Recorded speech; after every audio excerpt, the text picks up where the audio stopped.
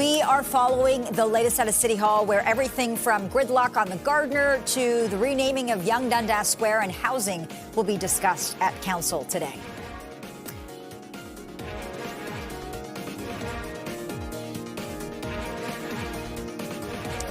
And the city is expected to provide an update this hour on how it will be addressing homeless encampments going forward. We'll have more on that. Plus, Canada ranks among the top 10 countries in the world for stolen vehicles. That is according to Interpol. We'll take a closer look. Good afternoon and welcome to CP24 Live at Noon. Thanks for joining us. I'm Lena Latafat. Toronto City Council is holding its monthly meeting and Gardner gridlock is on the agenda. Let's go live to CP24's Beatrice Faisman at City Hall. That and so much more being talked about at City Hall. B. Yeah, certainly the Gardner gridlock is one of the big topics, as is infrastructure. Let's use the fountain at Mel Lastman Square as a bit of a metaphor, Lena, because it's not actually spraying any water. The reason being, if it did, it would cause water to go into the parking garage down below. And so much like the city's coffers, the fountain there is all dried up. And that's part of the infrastructure fund. The infrastructure fund contributes to things like the roads, the water mains, bridges, libraries, parks, potholes, and transit here in the city, all the things that people who live, work, play here in the city care about. And so a new report saying it's going to cost $40 billion over the span of the next 10 years to keep all of this infrastructure in good repair. Sounds all right, right? Yeah, not so much, because the city is $26 billion short of that $40 billion to keep its infrastructure in good repair. So that's why you see things like the water fountain at Mel Lastman Square simply not being able to work. That and so much more. The mayor is saying 4 out of 10 of the city's infrastructure items have been rated as poor or very poor in their quality. So they need fixing, and the city needs cash from other levels of government. Here's what Councillor Jennifer McKelvey, who chairs the Infrastructure Committee, had to say. We have no choice but to go to the province and to the federal government. We are limited in the revenue tools that we have here in the City of Toronto. We're also not able to run an operating deficit. So it's important that we continue that advocacy, and they're also welcome to grant us new revenue tools and the ability to gather some more money ourselves. And then there's the Gardner Expressway. We know 3 years of construction set to happen on the Gardner. It is a crumbling piece of infrastructure. It needs repair. But as Councillor Diane Sachs, who you'll hear from in the next half hour, Lena, says, when you let cracks get larger and you let a problem on your roof get bigger, now you've got to replace the whole roof, or in this case, the whole expressway, because it hasn't really been done over the years. Repairs haven't been done, that is, as they needed to be done. So 2 councillors, Bradford and Burnside, are putting together a motion to go before council tomorrow to expedite the process to get construction done quicker. They want it to be done 24/7 hours a day, 7 days a week, to try to minimize disruption when it comes to commuters, on business, and on the economy of the city as well. I asked Councillor Cheng if she would support that motion and what she thinks about the process of rebuilding and fixing the Gardner. As someone who previously lived in Asia, 24/7 is definitely something that should be normal. We have to find ways, obviously, to mitigate sound. And, in Japan, they're actually examining using AI to figure out which parts of a bridge need fixing. So I think we need to really examine what's happening in other countries and learn from their best practices. Meantime, other councillors like Pasternak, for example, are asking the province to step up to help get construction going on the Gardner 24/7. So an action-packed agenda. They're on recess until 2 o'clock, and then council will resume, and it'll be a marathon meeting bleeding into tomorrow as well, Lena. All right, Beatrice Faisman live at City Hall. And a special tribute was held at City Hall today for Jay Robinson, who died last week after a long battle with cancer. Moment of silence to remember our friend and colleague, the late Councillor Jay Robinson. A moment of silence was held in memory of the longtime Don Valley West councillor. Flowers and a framed photo were placed on her spot in the chamber, and her husband and 3 sons were in attendance as Robinson's colleagues remembered her for her dedication and service. Jay was a good friend of mine. I remember that when When she was here in the council chamber, she would always walk by me and say, "Can you please tell them to be quiet?" But my condolence goes out to the family, and she will be missed.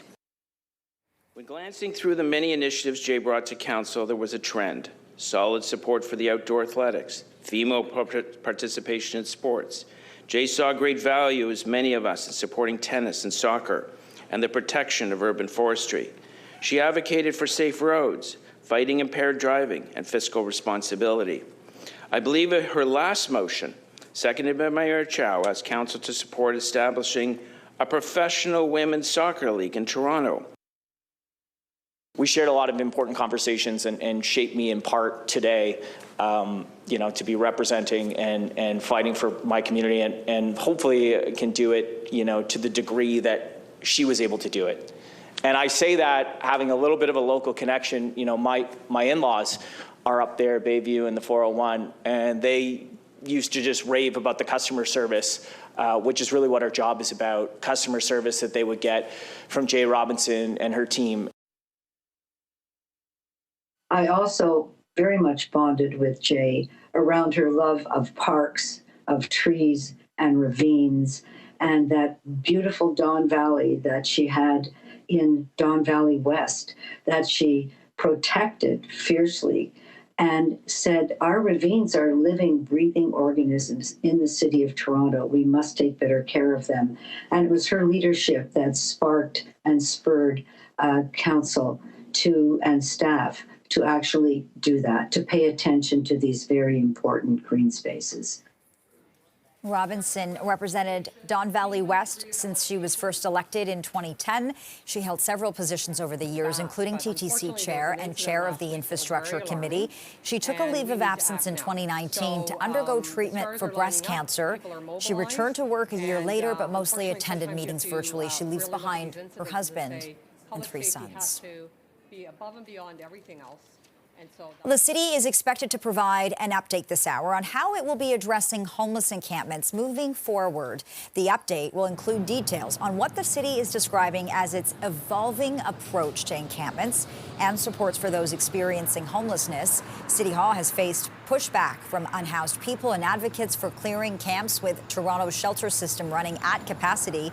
The briefing will be delivered by Davenport Councillor Alejandra Bravo and the General Manager of Toronto Shelter and Support Services, set to get underway in about 20 minutes at 12:30, and we'll have some coverage of that coming up. Also making news, Toronto police say one person has been injured in an overnight shooting downtown. It happened a little before 12:30 this morning in the area of Isabella and Sherbourne. Take a look at that crime scene. A man with a gunshot wound was found behind a building. He was taken to hospital with life-threatening injuries. Police say the investigation is active and ongoing. You can see investigators on the ground there, forensics too, and a number of evidence markers on the ground. So far, no word on a suspect. That investigation, of course, continues.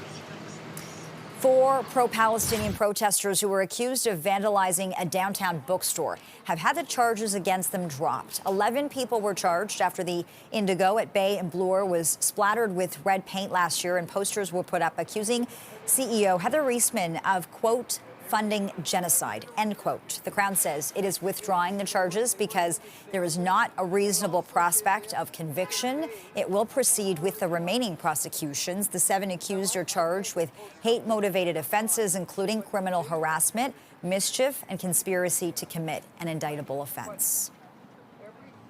Canada ranks among the top 10 countries in the world for stolen vehicles. That is according to Interpol.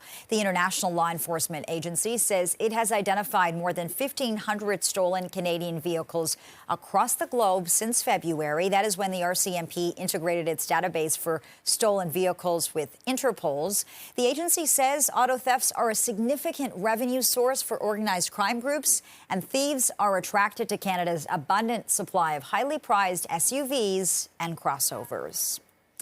The federal government is marking some milestones with its new dental program. The government says 2 million seniors will have been approved to receive coverage under the Canadian Dental Care Plan as of this week. It provides coverage for those without private insurance and a family income of less than $90,000 a year. The government says 90,000 seniors have already received service through the plan, and almost 10,000 oral health providers are offering services covered by the program. Canadian Dental Care Plan is already making a real concrete difference in the lives of millions of Canadians. Millions of Canadians who won't have to wait until they're in real pain and only come see their dentist then, have to spend a lot of money and end up maybe having to have their teeth pulled out. Instead, people can come and get the regular care they need. When you think about what that means to have a smile that you're proud of, that is such a fundamental issue of dignity. And one of the things that is so incredible for me, and I know it is for you as well, Christy, as we go across the country, is to be able to see seniors have the pride of knowing they're seen and cared for, that they can have a smile that they're proud of. The plan is set to expand next month to include children and adults with a valid disability tax credit. Food Banks Canada is giving most provinces and territories poor marks when it comes to addressing poverty and food insecurity. The organization is out with its 2024 Poverty Report Card. It found almost 44% of people nationally feel they are financially worse off compared to last year. 1 in 4 say they're experiencing food insecurity. The federal government received an overall grade of D-. 7 out of 10 provinces, including Ontario, also received a D-. Food Banks Canada says most governments' poverty reduction efforts remain insufficient. We'll have more on that coming up later on in the show. Meantime, data indicates food inflation has been steadily cooling, but a new poll shows most Canadians believe it is still worse than it was a year or two ago. 64% of those surveyed by Leger say they think inflation at the grocery store is getting worse. 25% say it's about the same, and just 6% believe it's getting better. Almost 30% think food inflation is primarily caused by grocery chains trying to increase profits, which major grocers have denied. 26% believe global economic factors are responsible, while 20% blame the federal government. Sylvain Charlebois, the director of the Agri-Food Analytics Lab at Dalhousie University, joined us with the latest on this poll. The reality is that even though food prices are dropping, they've been dropping since March, by the way. If you look at yesterday's CPI report, we're seeing prices in many categories drop, but people aren't necessarily feeling it. Why? Because people are showing up at the grocery store with less money. The cost of living is clearly a problem for a lot of households. They have to spend more to make payments for their debt. They're paying more to make sure they keep a roof over their heads. While food inflation is slowing down, Stats Canada says between April 2021 and April 2024, grocery prices increased to 21.4%. As inflation continues to cool, anticipation is building for a possible interest rate cut. The rate of inflation slowed to a 3-year low of 2.7% last month, inching closer to the Bank of Canada's target of 2%. Mortgage specialist Janine Ewell joined us this morning with more on what you can expect. I've spoken to dozens of home buyers in the last couple of months, where they're just waiting. They're chomping at the bit. They want to get into the housing market, but they're waiting to see what the Bank of Canada does. And I think once they actually, it's almost a psychological thing. Once we actually get that first rate cut, I think there is going to be a lot of people that are going to jump back into the market just because they want to be there. They want to get into their first home, or they want to move up, but interest rates have kept them from making that leap, I suppose. The central bank is set to make its next rate announcement on June 5th.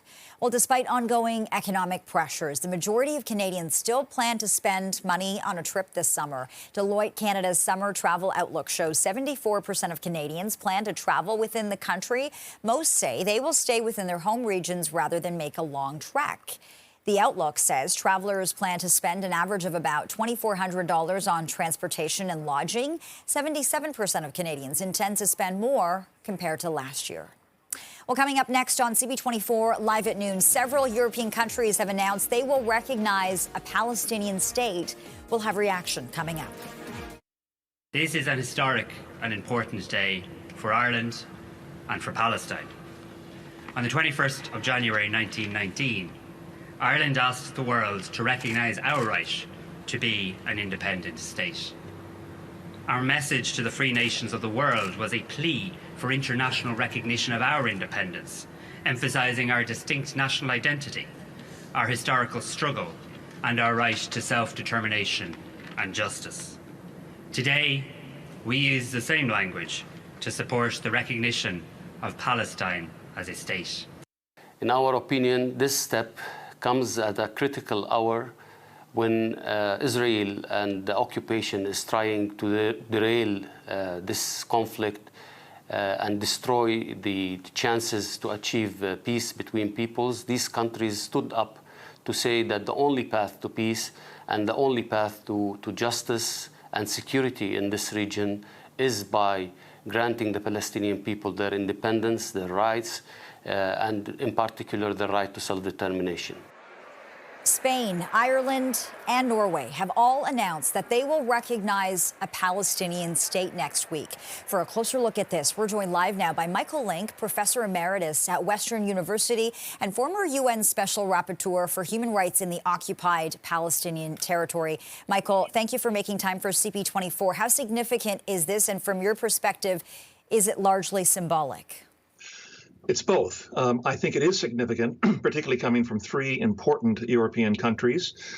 This now makes roughly 144 countries in the world who have recognized Palestine as a state. That's roughly 75% of the UN membership. And keep in mind that Israel, I think, is recognized by 165 states. So Palestine is not that much further behind. It obviously is also symbolic because their recognition doesn't mean Palestine is a state tomorrow in the sense of being able to control its borders, run its own affairs, elect who it wants to be able to govern it. That's still a long ways off. But I think it's going to be it's a beginning with regards to how Western countries regard the importance of being more interventionist with respect to Israel and Palestine, and that that the parties are not going to be able to get to a Palestinian state, which is a wall-to-wall consensus of the international community, without the world and particularly the global North intervening. That leads me to my next question, Michael. Do you think these decisions will generate momentum for the recognition of a Palestinian state by other UN member countries? Oh, I think it will. We've heard that Belgium, Slovenia, and Malta, all members of the European Union, are on the verge of wanting to make such a decision.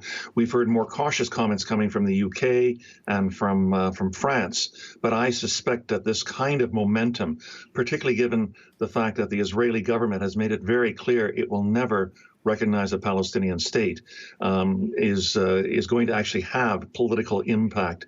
Keep in mind that the often said rhetoric of the global North countries was that we'll recognize a Palestinian state when Israel and Palestine sit down to negotiate a Palestinian state, and not before. But it's becoming increasingly obvious to most European countries and countries in the global North that a peace process will never yield that because of the position of the Israeli government.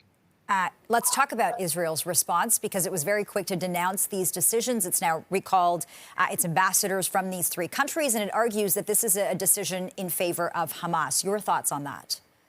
Well, Hamas is not the Palestinian government. We know that Palestine, at least in the West Bank, is governed by or parts of the West Bank is governed by the Palestinian Authority, and that Hamas is not part of the Palestinian Authority, and it's the Palestinian Authority who is speaking on behalf of the advocacy for a Palestinian state.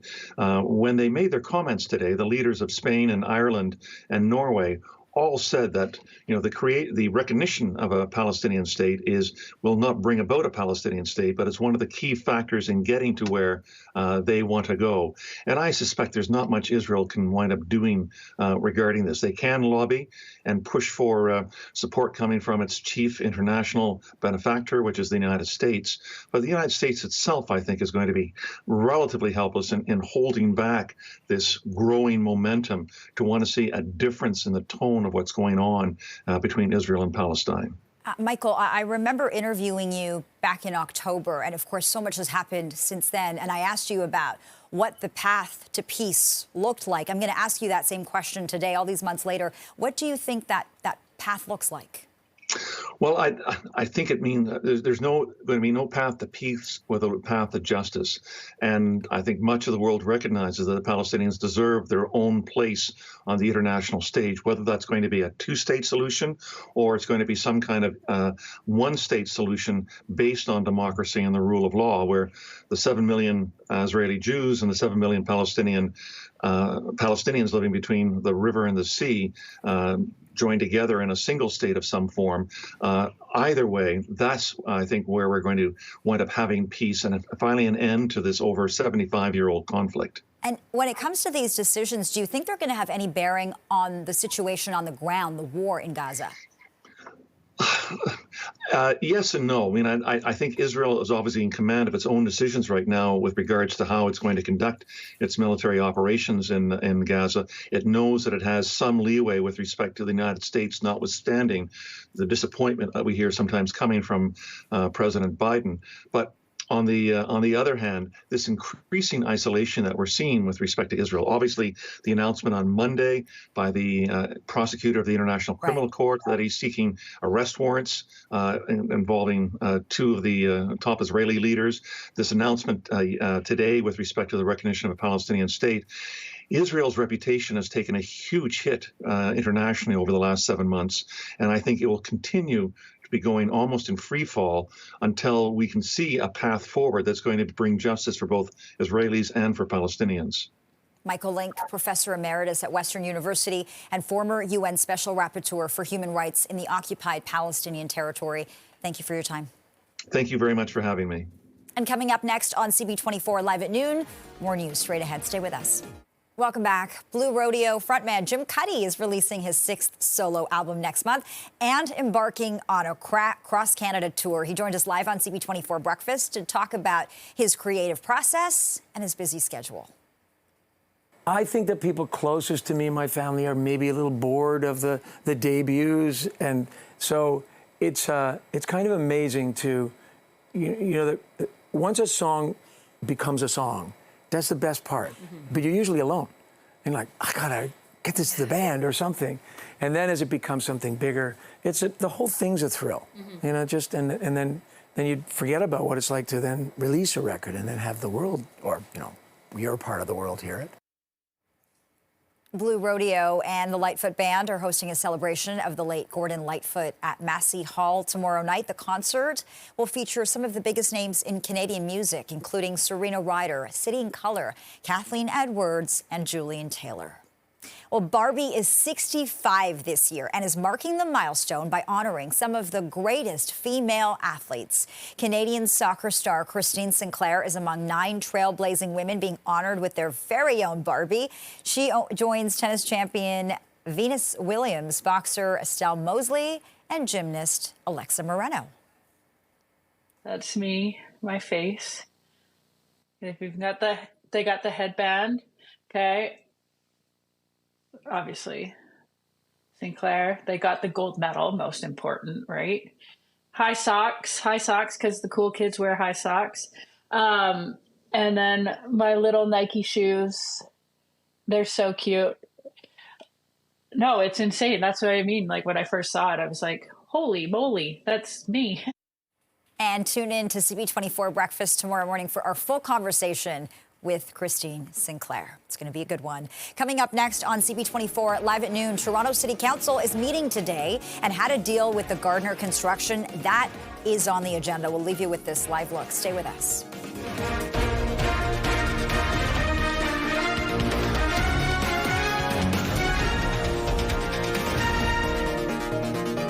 Toronto City Council is meeting today and how to deal with the Gardner construction. That is on the agenda. We'll take you there live in moments. The city is expected to provide an update this hour on how it will address homeless encampments going forward. It says it's evolving its approach. Stay with us for more on that press conference. And Canada ranks among the top 10 countries in the world for stolen vehicles, according to Interpol. Good afternoon and welcome to CP24 Live at Noon. I'm Lena Latifat. A severe thunderstorm watch has been issued for the City of Toronto by Environment Canada this afternoon. Strong wind gusts, large hail and heavy rain could also accompany the storms. This is a live look of our satellite radar. Again, we're watching for this system to move in, for that active weather to come in. Stay with CP24 as we continue to monitor this forecast. Next, we'll take you to Toronto City Hall, where a lot is on the agenda, including everything from gridlock on the Gardiner to Toronto's financial woes. CP24's Beatrice Vaisman has been tracking that conversation very closely. Beatrice.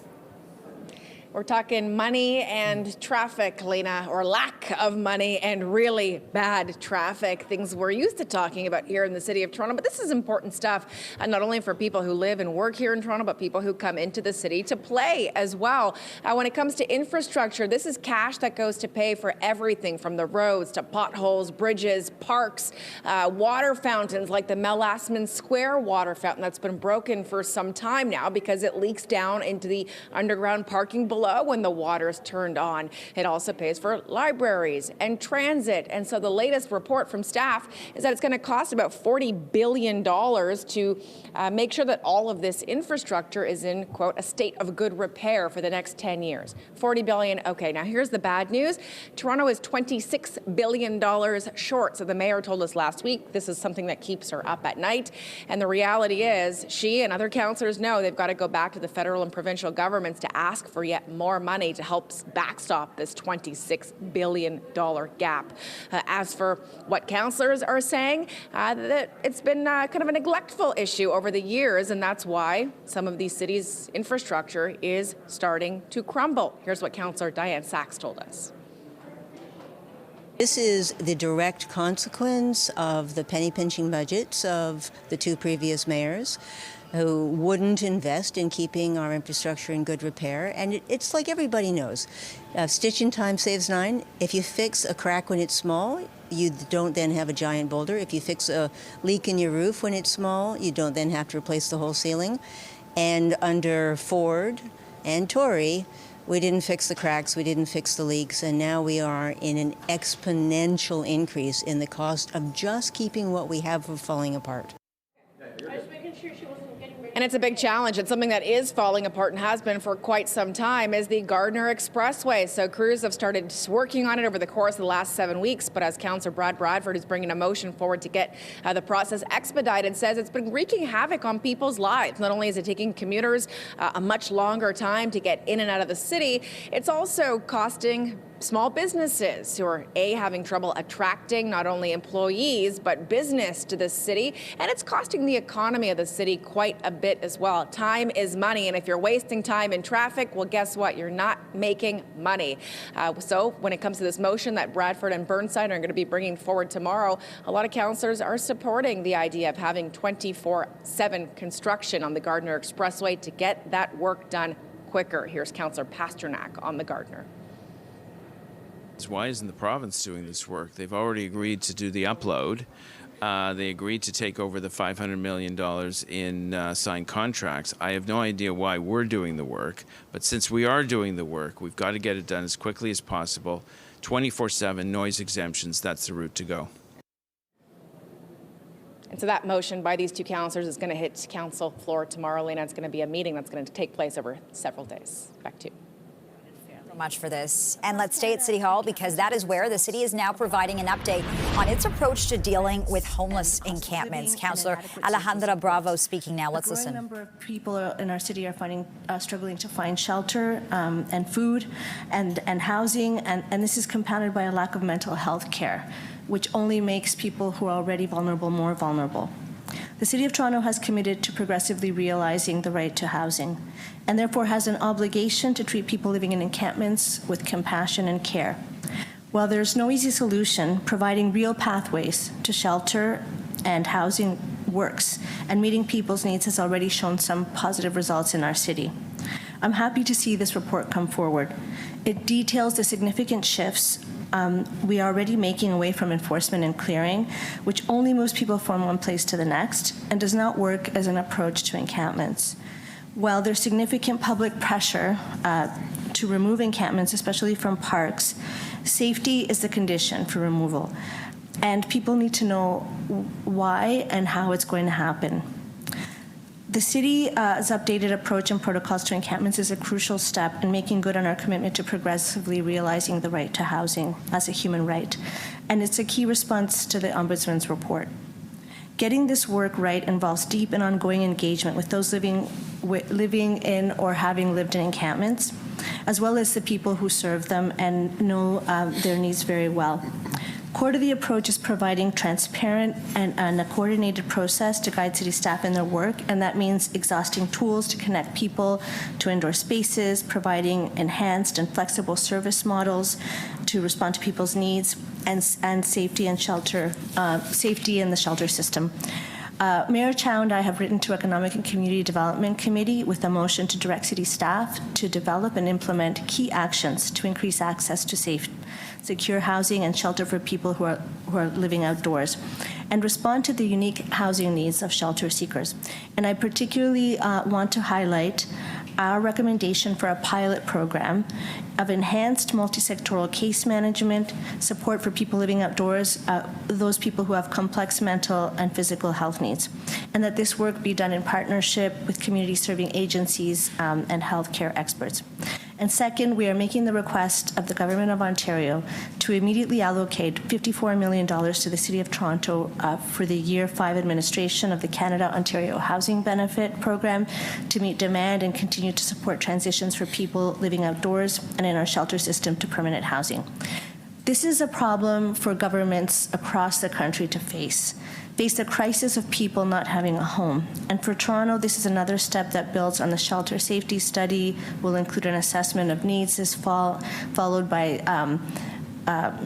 a shelter safety plan and the first shelter capital plan for the City of Toronto. It's an urgency, of course, that's joined by the commitment of this mayor and this council to build more affordable housing. And with that, I'll pass it on to Gord Tanner.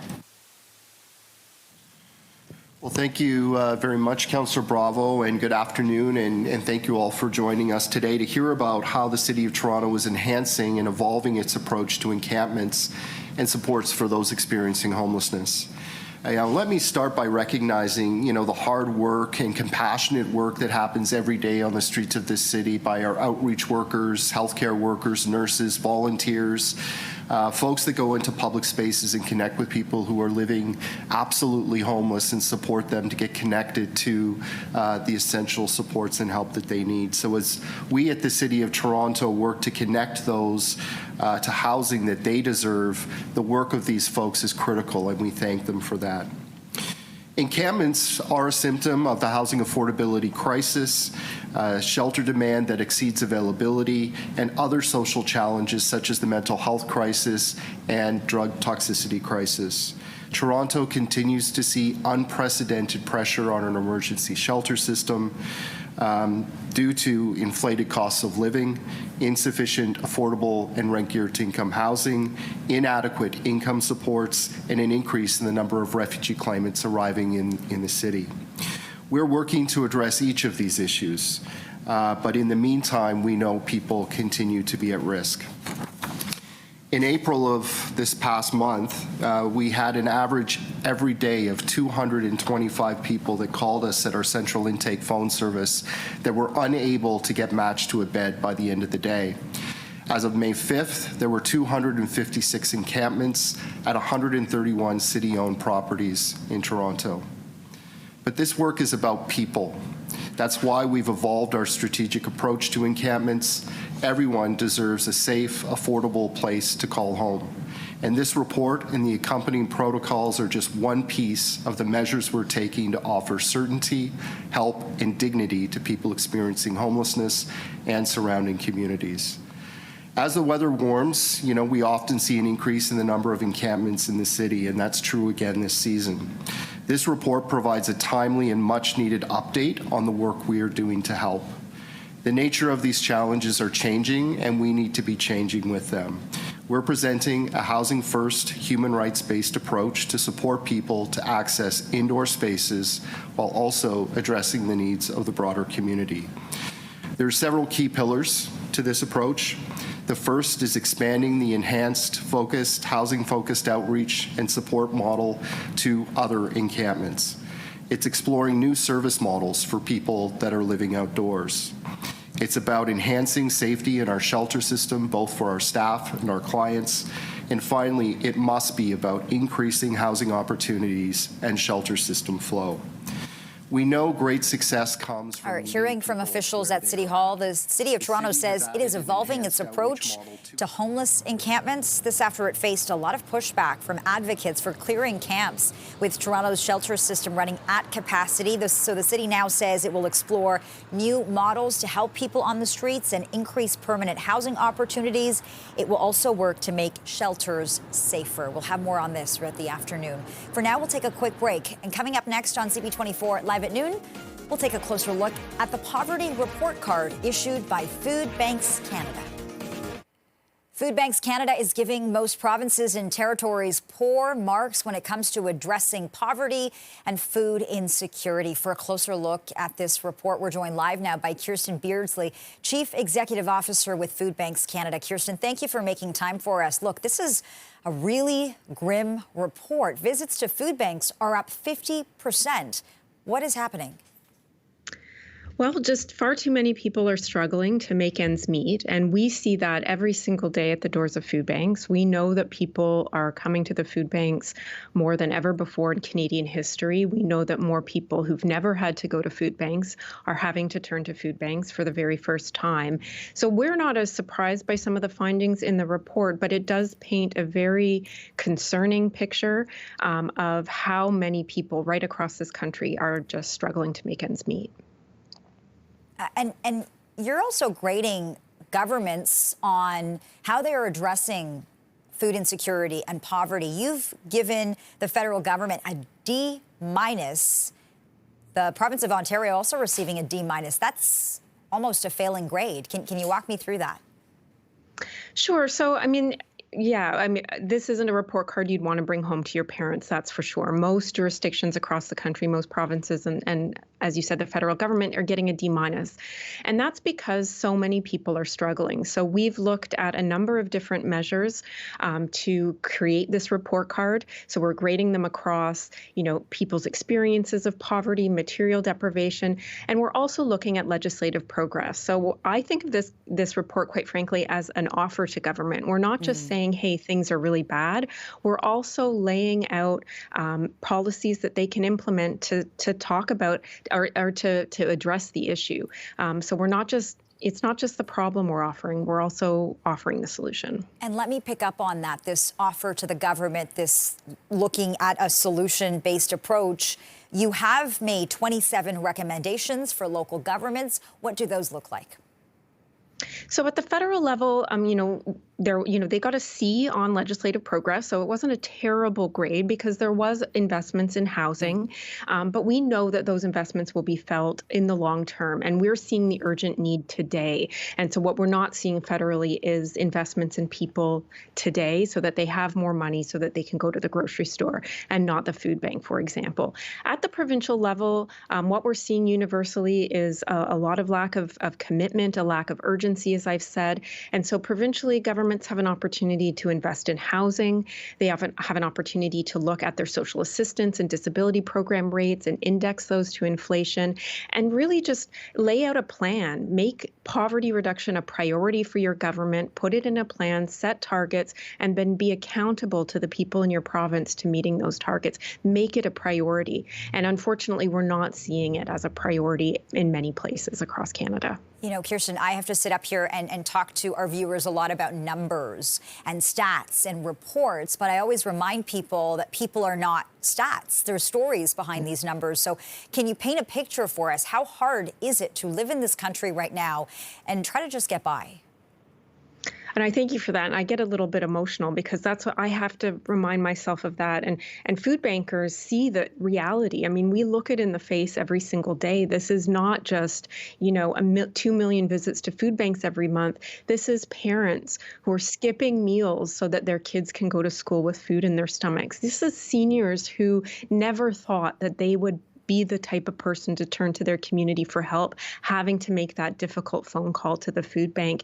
And right now we're seeing a lot of people with jobs who, instead of stopping at the grocery store on the way home from work, can't afford to, so they're stopping at the food bank on the way home from work. These are real people, and we know these people. They're, nearly 1/4 of the country are food insecure right now. We have to think about the future of the country we want and make the right investments towards building that future, because I can tell you this isn't the future we want for Canada. And I think a lot of people would agree with you. Are you optimistic about the future of this country? I have to be. And I'm optimistic because I get to work with food bankers who are the most hardworking people I've ever met, rolling up their sleeves and meeting the challenges every single day. And what I need is for governments to meet us with the same urgency and meet these same problems with the same level of urgency and use the legislative tools at their disposal to make sure fewer people are suffering, fewer people are relying on food banks in the future. Kirsten Beardsley, Chief Executive Officer with Food Banks Canada. We so appreciate this conversation. Thank you. Thank you. And coming up next on CP24 Live at noon, the Hot Docs Film Festival has just announced it is laying off some of its staff as it continues to struggle financially. We're going to talk about that situation next. Well, Hot Docs Film Festival has just announced a temporary closure of its flagship Toronto theatre, as well as staff layoffs amid financial struggles, painting a really dire picture. And for more on these developments, we're joined live by Chris Bumbray, film critic and managing editor at JobLow.com. Thanks so much for joining us, Chris. It's good to see you. First, it was just for laughs. Now this. How much of a blow do you think this is to Canada's arts industry?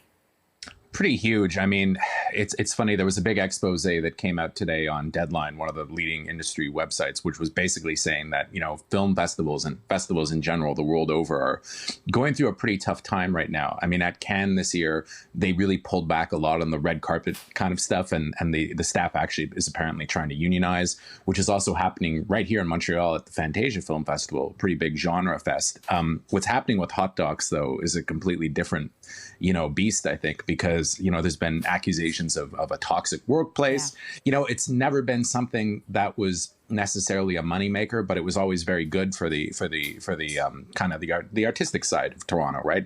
A good thing for film culture in Canada. The fact that the Hot Docs cinema is closing, even for a short amount of time, is quite a sad thing, because it's a real landmark. It's going to be tough for them to build up an audience because, docs have never been necessarily the easiest sell, but they're not alone. I mean, TIFF is also really struggling. They got a big chunk of the federal budget, like a big cash infusion, and they're starting up a market in 2026. But there's already other film markets. There's the AFM. There's all kinds of other genre markets, and Cannes, of course. So they're going to have to compete with those. I think a lot of these places are just having a really hard time coming back after, not only COVID, but then you also had the SAG-AFTRA strike, right? Which really impacted the amount of movies that could be shown last year and what the turnout was going to be and what kind of revenue they could pull in. So not an easy time for festivals at all. That's for sure, Chris. And as you've highlighted, film festivals all over are facing a number of challenges. What then do you envision for the future of that industry? It's so hard to say. I mean, I go to Sundance every year in Park City, Utah, and, God forbid they're talking about moving that to LA, which would be shocking because, it's so associated with Utah. But I think that's what's going to happen. They're going to start localizing a lot of these places. And, unfortunately, I think Canada does suffer from the fact that, these American films that sometimes they rely on for TIFF are going to support their own homegrown festivals, right? It's just kind of a sad thing, a sad reality of the business. I don't know. I mean, I feel like TIFF, it's not a bad idea to open up a market. Hopefully it'll be something that pulls off, but they're going to have to be really aggressive in getting big premieres and, people to show up. But they might have to loosen some of the rules because they have this rule now that says that if a movie is going to play on the first weekend at TIFF, which is when everybody's in town, it has to be a world premiere. And I think that's something that has been very hard for them to enforce, and as a rule, they're really going to have to change. Yeah. Coming back to Hot Docs, they've put out a statement saying they're still trying to determine a path back to profitability. Is that possible, Chris? Do you think that's going to happen? people like me like to go see documentaries in movie theaters, but I'm unusual in that aspect. I think I don't know. It seems to me that it's not necessarily something that is ever going to be done for profit, right? It's something that's, it's artistic and educational, and I think that if the government's not supporting it, I really don't see much of a way forward for them unless they pivot to kind of an online festival. But that's always kind of a drag too, because it's nice to actually go and do these things in person and socialize. Challenging landscape for sure. Chris Bumbrae, film critic and managing editor at JoeBlow.com. Thank you for your insights. Appreciate your take. My pleasure. Thank you.